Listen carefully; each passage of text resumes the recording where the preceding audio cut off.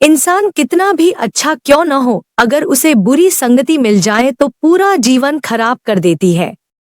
आज हम आपको ऐसी ही एक व्यक्ति की कहानी सुना रहे हैं जो एक गणिका के चक्कर में पड़कर अपना पूरा जीवन खराब कर लेता है। उसी के कारण वह अमीर से दरिद्र हो जाता है। नमस्कार दोस्तों, आपका मेरे चैनल में दिल से स्वागत है। धार्मिक और पौराणिक कहानियां सुनने के लिए आप चैनल को सब्सक्राइब जरूर करें ताकि आने वाली वीडियो का नोटिफिकेशन आप तक पहुंच सके। मेरे प्यारे साथियों, वीडियो को पूरा जरूर सुने। राधा राधे। जिस समय की यह कथा है तब चंपापुरी का राजा शूरसेन था। राजा बड़ा बुद्धिमान और प्रजाहितैषी था। उसके नीतिमय शासन की सारी प्रजा एक स्वर से प्रशंसा करती थी। यही एक इज्जतदार भानुदत्त सेठ रहता था। इसकी स्त्री का नाम सुभद्रा था। सुभद्रा के कोई संतान नहीं हुई, इसलिए वह संतान प्राप्ति की इच्छा से नाना प्रकार के देवी देवताओं की पूजा किया करती थी, अनेक प्रकार की मान्यताएं लिया करती थी, परंतु तब भी उसका मनोरथ नहीं फला। सच तो है, कहीं कुदेवों की पूजा स्तुति से कभी कार्य सिद्ध हुआ है क्या? एक दिन जब वह भगवान के दर्शन करने को मंदिर गई तब वहां उसने एक चारण मुनि देखे। उन्हें नमस्कार कर उसने पूछा, प्रभो, क्या मेरा मनोरथ भी कभी पूर्ण होगा? मुनिराज उसके हृदय के भावों को जानकर बोले, पुत्री, इस समय तू जिस इच्छा से दिन रात कुदेवों की पूजा मानता किया करती है वह ठीक नहीं है।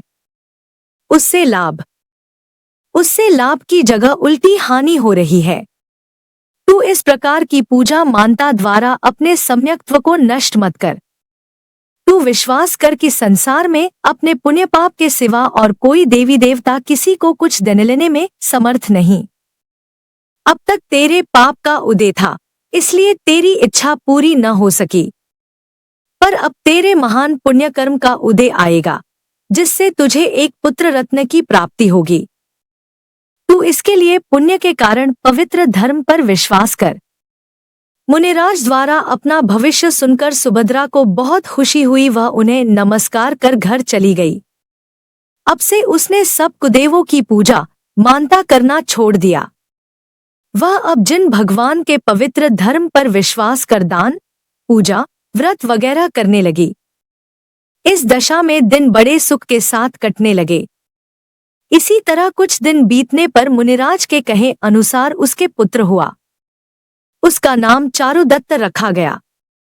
वह जैसा जैसा बड़ा होता गया, साथ में उत्तम गुण भी उसमें अपना स्थान बनाते गए।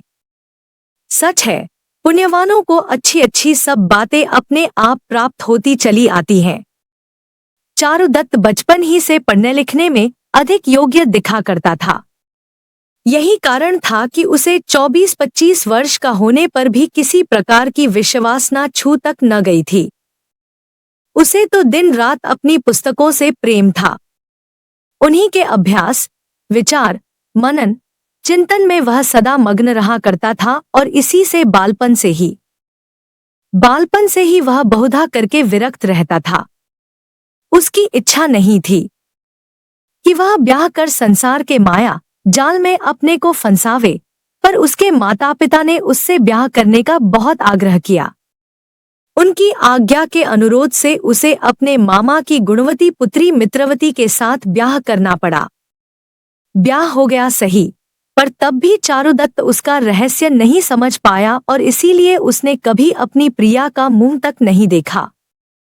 पुत्र की युवावस्था में यह दशा देखकर उसकी मां को बड़ी चिंता हुई चारुदत्त की विषयों की ओर प्रवृत्ति हो। इसके लिए उसने चारुदत्त को ऐसे लोगों की संगति में डाल दिया जो व्यभिचारी थे।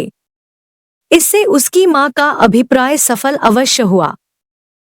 चारुदत्त विषयों में फंस गया और खूब फंस गया, पर अब वह वेश्या का ही प्रेमी बन गया। उसने तब से घर का मुंह तक नहीं देखा। उसे कोई लगभग 12 वर्ष वेश्या के यहाँ रहते हुए बीत गए। इस अरसे में उसने अपने घर का सब धन भी गंवा दिया। चंपा में चारुदत्त का घर अच्छे धनिकों की गिनती में था, पर अब वह एक साधारण स्थिति का आदमी रह गया। अभी तक चारुदत्त के खर्च के लिए उसके घर से नगद रुपया आया करता था, पर अब रुपया लुट जाने से उसकी स्त्री का गहना आने लगा।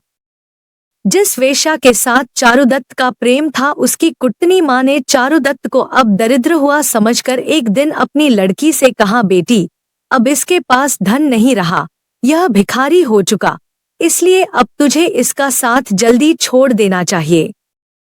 अपने लिए दरिद्र मनुष्य किस काम का। वही हुआ भी। वसंत सेना ने उसे अपने घर से निकाल बाहर किया। सच है, वेश्याओं की प्रीति धन के साथ ही रहती है। जिसके पास जब तक पैसा रहता है उससे तभी तक प्रेम करती है। जहां धन नहीं वहां वेश्या का प्रेम भी नहीं।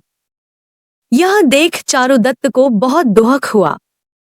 अब उसे जान पड़ा कि विश्व भोगों में अत्यंत आसक्ति का कैसा भयंकर परिणाम होता है।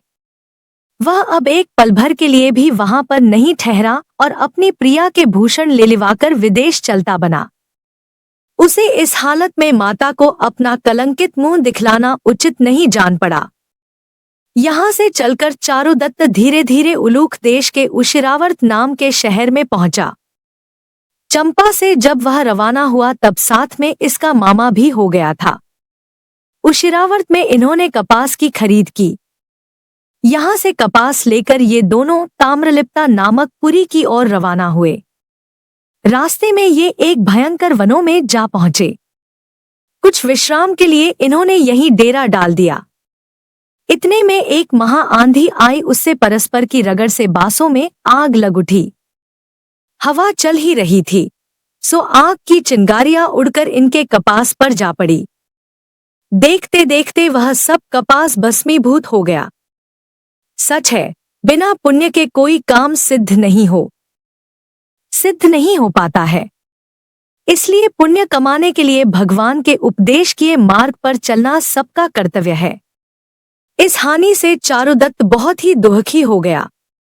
वह यहाँ से किसी दूसरे देश की ओर जाने के लिए अपने मामा से सलाह कर समुद्रदत्त सेठ के जहाज द्वारा पवनद्वीप में पहुंचा। यहाँ इसके भाग्य का सितारा चमका। कुछ वर्ष यहाँ रहकर इसने बहुत धन कमाया। इसकी इच्छा अब देश लौट आने की हुई। अपनी माता के दर्शनों के लिए इसका मन बड़ा अधीर हो उठा। इसने चलने की तैयारी कर जहाज में अपना जब धन असबाब लाद दिया। जहाज अनुकूल समय देख रवाना हुआ। जैसे जैसे वह अपनी स्वर्गात्पी गरियसी जन्मभूमि की ओर शीघ्र गति से बढ़ा हुआ जा रहा था, चारुदत्त को उतनी ही अधिक प्रसन्नता होती जाती थी। पर यह कोई नहीं जानता कि मनुष्य का चाहा कुछ नहीं होता वही है जो दैव को मंजूर होता है। यही कारण हुआ कि चारुदत्त की इच्छा पूरी न हो पाई और अचानक जहाज किसी से टकराकर फट पड़ा। चारुदत्त का सब माल असबाब समुद्र के विशाल उदर की भेंट चढ़ा। वह पहले सा ही दरिद्र हो गया, पर चारुदत्त को दुख उठाते उठाते बड़ी सहन शक्ति प्राप्त हो गई थी। एक पर एक आने वाले दुखों ने उसे निराशा के गहरे गड्ढे से निकालकर पूर्ण आशावादी और कर्तव्यशील बना दिया था। इसलिए अब की बार उसे अपनी हानि का कुछ विशेष दुख नहीं हुआ। वह फिर कमाने के लिए विदेश चल पड़ा। उसने अब की बार भी बहुत धन कमाया। घर लाते समय फिर भी उसकी पहले सी दशा हुई। इतने में ही उसके बुरे कर्मों का अंत न हो गया, किंतु ऐसी ऐसी भयंकर घटनाओं का कोई 7 बार उसे सामना करना पड़ा। इसने कष्ट पर कष्ट सहा, पर अपने कर्तव्य से यह कभी विमुख नहीं हुआ। अब की बार जहाज के फट जाने से यह समुद्र में गिर पड़ा। इसे अपने जीवन का भी संदेह हो गया था। इतने में भाग्य से बहकर आता हुआ एक लकड़े का तख्ता इसके हाथ पड़ गया। उसे पाकर इसके जी में जी आया। किसी तरह यह उसकी सहायता से समुद्र किनारे आ लगा। यहां से चलकर यह राजगृह में पहुंचा। यहां इसे एक विष्णुमित्र नाम का सन्यासी मिला। सन्यासी ने इसके द्वारा कोई अपना काम निकलता देखकर पहले बड़ी सज्जनता का इसके साथ बर्ताव किया। चारुदत्त ने यह समझकर कि यह कोई भला आदमी है, अपनी सब हालत उससे कह दी। चारुदत्त को धनार्थी समझकर विष्णुमित्र उससे बोला, मैं समझा तुम धन कमाने को घर बाहर हुए हो। अच्छा हुआ तुमने अपना हाल सुना दिया, पर सिर्फ धन के लिए अब तुम्हें इतना कष्ट न उठाना पड़ेगा। आओ मेरे साथ आओ, यहाँ से कुछ दूर पर जंगल में एक पर्वत है, उसकी तलहटी में एक कुआं है, वह रसायन से भरा हुआ है, उससे सोना बनाया जाता है, सो तुम उसमें से कुछ थोड़ा सा रस ले आओ, उससे तुम्हारी सब दरिद्रता नष्ट हो जाएंगी। चारुदत्त सन्यासी के पीछे पीछे हो लिया। सच है, दुर्जनों द्वारा धन के लोभी कौन कौन नहीं ठगे गए। सन्यासी और उसके पीछे पीछे चारुदत्त ये दोनों एक पर्वत के पास पहुंचे। सन्यासी ने रस लाने की सब बातें समझाकर चारुदत्त के हाथ में एक तूंबी दी और एक सीके पर उसे बैठाकर कुएं में उतार दिया। चारुदत्त तूंबी में रस भरने लगा। इतने में वहां बैठे हुए एक मनुष्य ने उसे रस भरने से रोका। चारुदत्त पहले तो डरा, पर जब उस मनुष्य ने कहा तुम डरो मत, तब कुछ संभल कर वह बोला, तुम कौन हो और इस कुएं में कैसे आए। कुएं में बैठा हुआ मनुष्य बोला, सुनिए, मैं उज्जैनी में रहता हूं, मेरा नाम धनदत्त है। मैं किसी कारण से सिंहलद्वीप गया था, वहां से लौटते समय तूफान पड़कर मेरा जहाज फट गया, धनजन की बहुत हानि हुई, मेरे हाथ एक लक्कड़ का पटिया लग जाने से, अथवा यूं कहिए कि देव की दया से मैं बच गया। समुद्र से निकलकर मैं अपने शहर की ओर जा रहा था कि रास्ते में मुझे यही सन्यासी मिला। यह दुष्ट मुझे धोखा देकर यहाँ लाया। मैंने कुएं में से इसे रस भरकर ला दिया। इस पापी ने पहले तूंबी मेरे हाथ से ली और फिर आप रस्सी काटकर भाग गया। मैं आकर कुएं में गिरा। भाग्य से चोट तो अधिक न आई, पर 2-3 दिन इसमें पड़े रहने से मेरी तबीयत बहुत बिगड़ गई और अब मेरे प्राण घुट रहे हैं। उसकी हालत सुनकर चारुदत्त को बड़ी दया आई, पर वह ऐसी जगह में फंस चुका था जिससे उसके जिलाने का कुछ यत्न नहीं कर सकता था। चारुदत्त ने उससे पूछा, तो मैं इस सन्यासी को रस भरकर न दूं?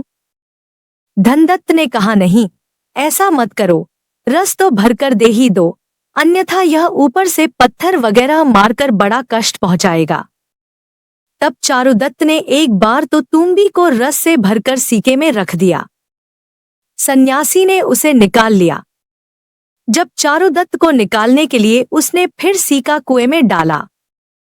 अब की बार चारुदत्त ने स्वयं सीके पर न बैठकर बड़े बड़े वजनदार पत्थरों को उसमें रख दिया। सन्यासी उस पत्थर भरे सीके पर चारुदत्त को बैठा समझकर जब सीका आधी दूर आया तब उसे काटकर आप चलता बना। चारुदत्त की जान बच गई। उसने धनदत्त से कहा, तुमने मुझे जीवन दान दिया और इसके लिए मैं तुम्हारा जन्म में ऋणी रहूंगा। हाँ, और यह तो कहिए कि इससे निकलने का भी कोई उपाय है क्या?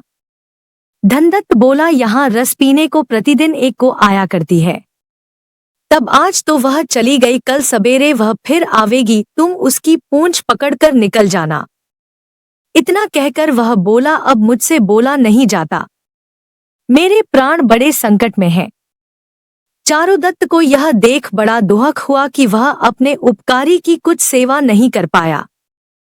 उससे और तो कुछ नहीं बना, पर इतना तो उसने तब भी किया कि धनदत्त को पवित्र जिनधर्म का उपदेश देकर, जो कि उत्तम गति का साधन है, पंच नमस्कार मंत्र सुनाया और साथ ही सन्यास भी लिवा दिया। सबेरा हुआ। सदा की भांति आज भी गो रस पीने के लिए आई। रस पीकर जैसे ही वह जाने लगी, चारुदत्त ने उसकी पूंछ पकड़ ली। उसके सहारे वह बाहर निकल आया। यहां से इस जंगल को लांघकर यह एक ओर जाने लगा। रास्ते में इसकी अपने मामा रुद्रदत्त से भेंट हो गई। रुद्रदत्त ने चारुदत्त का सब हाल जानकर कहा, तो चलिए अब हम रत्नद्वीप में चलें। वहां अपना मनोरथ अवश्य पूरा होगा। धन की आशा से ये दोनों अब रत्नद्वीप जाने को तैयार हुए। रत्नद्वीप जाने के लिए पहले एक पर्वत पर जाना पड़ता था और पर्वत पर जाने का जो रास्ता था वह बहुत संकरा था। इसलिए पर्वत पर जाने के लिए इन्होंने 2 बकरे खरीद लिए और उन पर सवार होकर ये रवाना हो गए।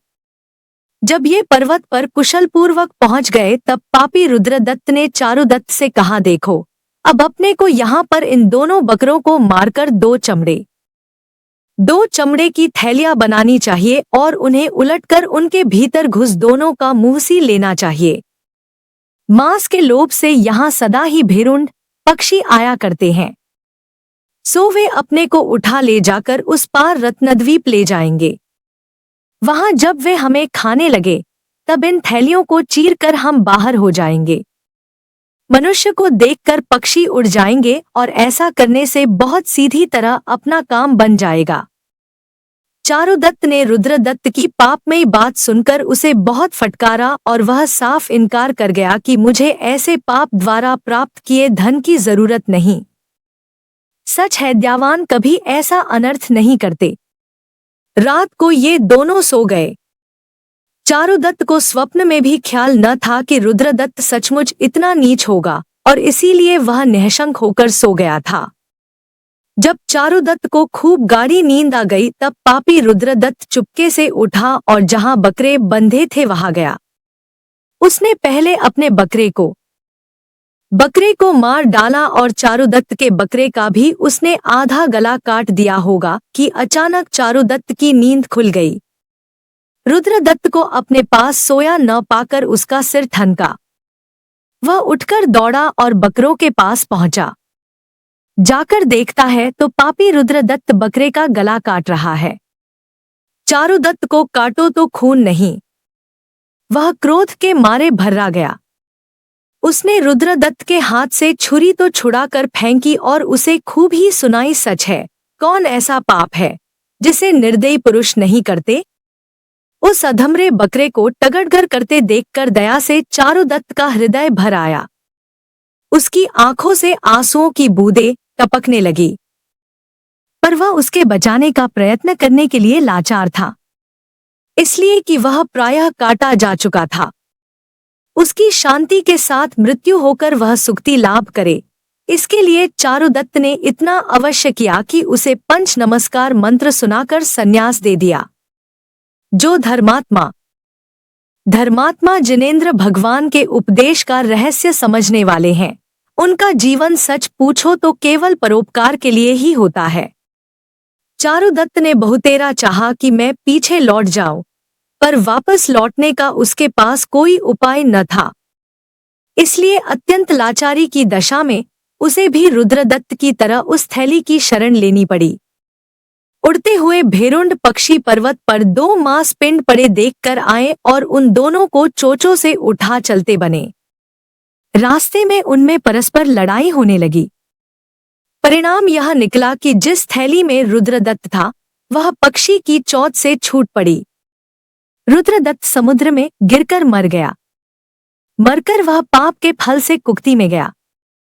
ठीक भी है, पापियों की कभी अच्छी गति नहीं होती।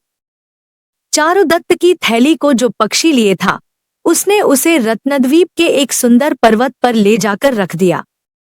इसके बाद पक्षी ने उसे चोंच से चीरना शुरू किया। उसका कुछ भाग चिरते ही उसे चारुदत्त देख पड़ा। पक्षी उसी समय डरकर उड़ भागा। सच है, पुण्यवानों का कभी कभी तो दुष्ट भी हित करने वाले हो जाते हैं। जैसे ही चारुदत्त थैली के बाहर निकला कि धूप में मेरु की तरह निश्चल खड़े मुनिराज को देखकर चारुदत्त की उन पर बहुत श्रद्धा हो गई।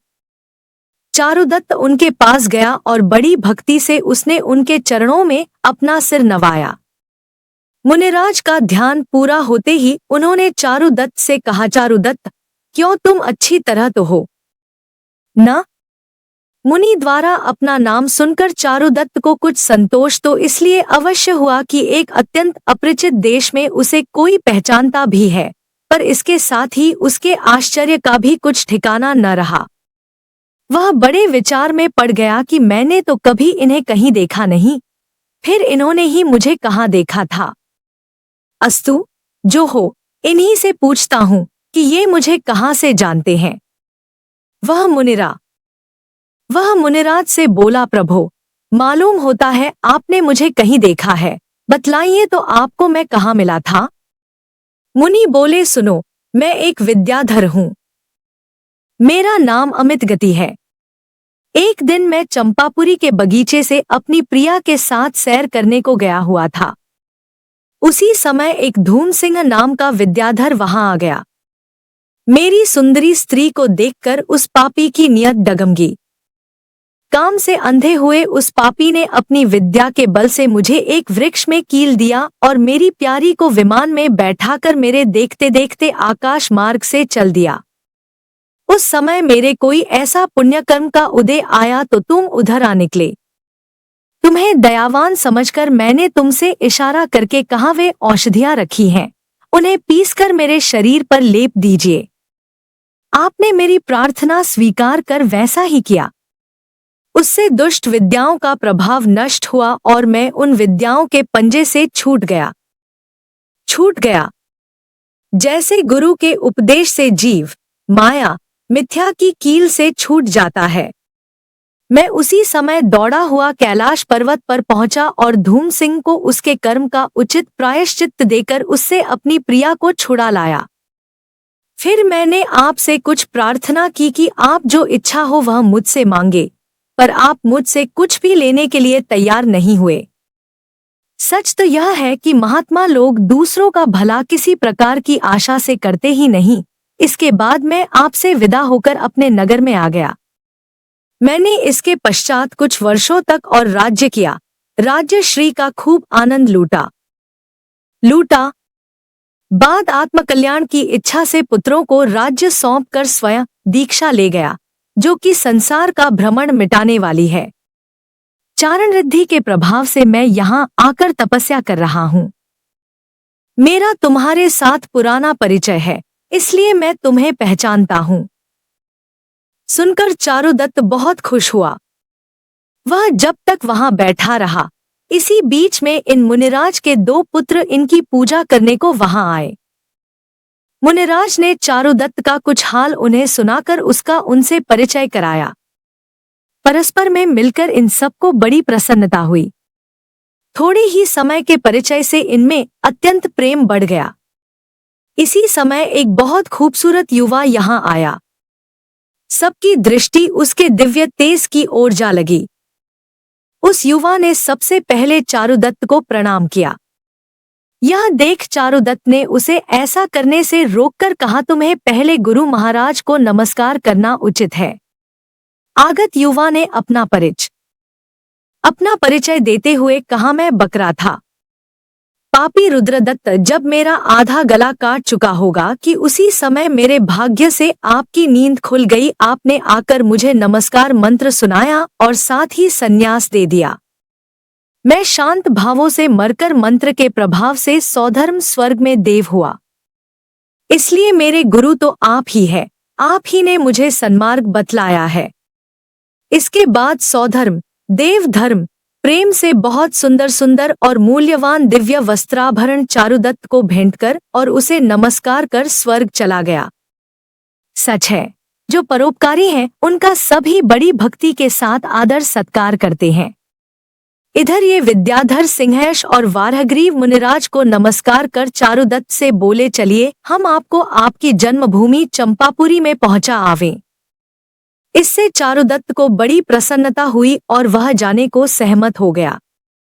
चारुदत्त ने इसके लिए उनसे बड़ी कृतज्ञता प्रकट की। उन्होंने चारुदत्त को उसके सब माल असबाब सहित बहुत जल्दी विमान द्वारा चंपापुरी में ला रखा। इसके बाद वे उसे नमस्कार कर और आज्ञा लेकर अपने स्थान लौट गए। सच है, पुण्य से संसार में क्या नहीं होता, और पुण्य प्राप्ति के लिए जिन भगवान के द्वारा उपदेश किए दान, पूजा, व्रतशील रूप 4 प्रकार पवित्र धर्म का सदा पालन करते रहना चाहिए। अचानक अपने प्रिय पुत्र के आ जाने से चारुदत्त के माता पिता को बड़ी खुशी हुई। उन्होंने बार बार उसे छाती से लगाकर वर्षों से वियोगाग्नि से जलते हुए अपने हृदय को ठंडा किया। चारुदत्त की प्रिया मित्रवती के नेत्रों से दिनरात बहती हुई वियोग दुखाश्रुओं की धारा और आज प्रिय को देखकर बहने वाली आनंदाश्रुओं की धारा अपूर्व समागम हुआ। उसे जो सुख आज मिला उसकी समानता में स्वर्ग का दिव्य सुख तुच्छ है। बात ही बात में चारुदत्त के आने के समाचार सारी पुरी में पहुंच गया और उससे सभी को आनंद हुआ। चारुदत्त एक समय बड़ा धनी था।